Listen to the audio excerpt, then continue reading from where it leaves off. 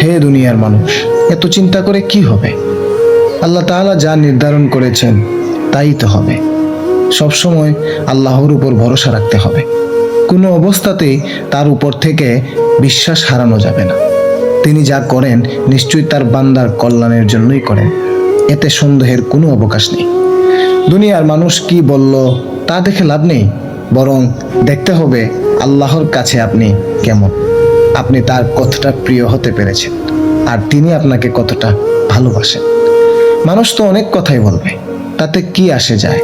যদি আল্লাহর কাছে মূল্যবান হয়ে যেতে পারেন, তাহলে আর কোনো চিন্তা আপনার থাকবে না।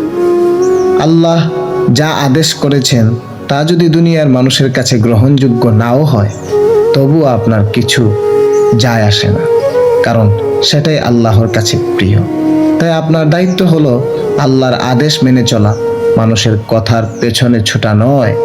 যে আল্লাহর উপর ভরসা করে তার জন্য একমাত্র আল্লাহই যথেষ্ট। হ্যাঁ, এটাই সত্যি।